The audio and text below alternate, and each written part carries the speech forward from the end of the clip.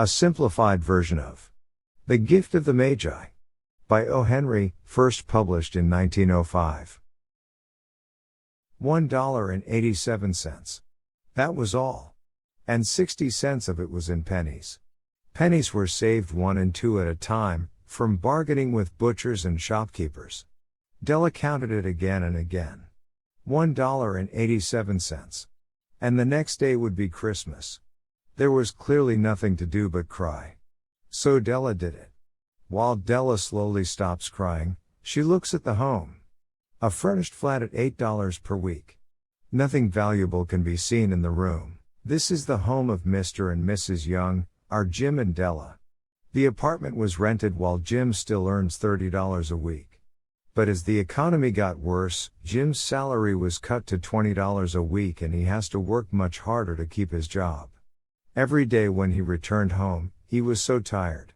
But once he stepped inside the room and saw Della, his smile would light up his face. Della may give him a big hug and then they will have dinner together. Della finished her cry and stood by the window and looked into the street. Only $1.87 to buy a gift for Jim. Her Jim. She has been planning for a long time, to get something nice for her husband. She can see herself in the window glass, with her beautiful hair. Suddenly her eyes went shining.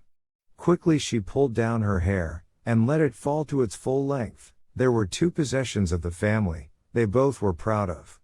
One was Jim's gold watch, that had been his father's and his grandfather's. The other was Della's hair. So now Della's beautiful hair fell about her like the most beautiful waterfall. It reached below her knee and made itself almost a coat for her. And then she did it up again quickly. She put on her old brown coat, and old brown hat and ran into the street.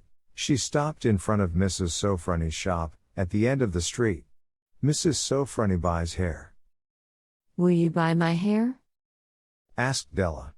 Mrs. Sofroni told Della that she will buy her hair for $20, because it was so beautiful.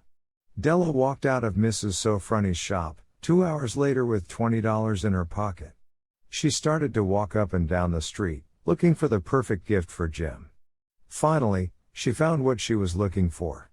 A gold chain for watches, with a very special design, resting in a beautiful gift box. It cost $21. She quickly runs home with the gold chain, and started preparing the Christmas dinner. Will Jim like me with short hair? She said to herself. But what could I do? What could I do with $1.87? Jim returned home at 7 o'clock, and he was never late. The door opened, and Jim stepped in and closed it. He looked thin and very tired. Poor fellow, he was only 22, and to be burdened with a family.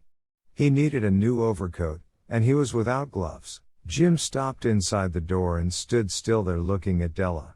There was an expression in his eye that Della could not read and it terrified her. It was not anger, nor surprise, nor disapproval, nor horror, nor any of the sentiments that she had been prepared for. He simply stared at her fixedly with that strange expression on his face. Jim, darling. She cried. Don't look at me that way. I had my hair cut off and sold, because I couldn't have lived through Christmas without giving you a gift. It'll grow out again, you won't mind, will you? I just had to do it. My hair grows fast. Say Merry Christmas, Jim, and let's be happy.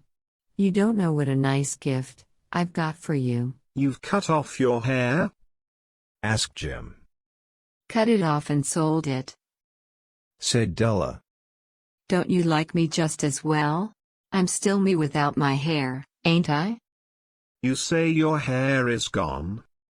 He said again. You needn't look for it, said Della. It's sold, I tell you, sold and gone, too. It's Christmas Eve. Be good to me, for it went for you. Shall we have dinner now, Jim? Jim hugged his Della for 10 seconds. What is the difference between $8 a week or $1 million a year? A mathematician may give you the wrong answer. The Magi brought valuable gifts, but that was not among them. This will be explained later. Jim drew a package from his overcoat pocket, and threw it upon the table.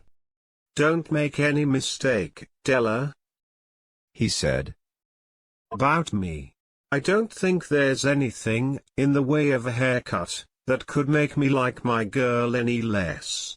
But if you'll open that package, you may see why you had me going a while at first. Della quickly opened the package, and she cannot help screaming with joy, and then she burst into tears.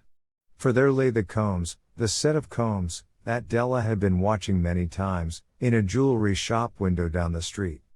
Beautiful combs, pure tortoiseshell, with jeweled rims to wear, in the beautiful vanished hair. They were expensive combs, she knew, and she has been dreaming about it. And now, they were hers. She hugged them to her chest, and say, My hair grows so fast, Jim. and then Della leapt up, like a little cat and cried. Oh, oh. Jim had not yet seen his beautiful present. She held it out to him eagerly, upon her open palm. Isn't it lovely, Jim? I hunted all over town to find it. You'll have to look at the time 100 times a day now. Give me your watch. I want to see how it looks on it. Instead of obeying, Jim sat down on the sofa, and put his hands under the back of his head, and smiled. Della, Said he.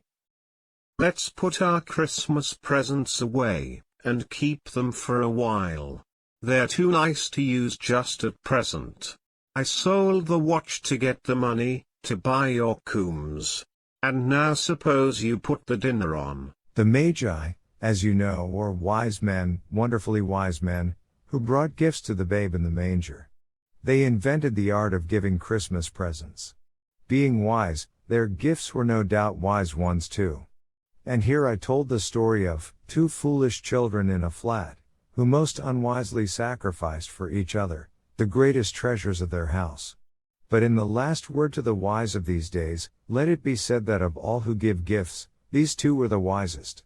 Of all who give and receive gifts, such as they are wisest. Everywhere they are wisest. They are the Magi.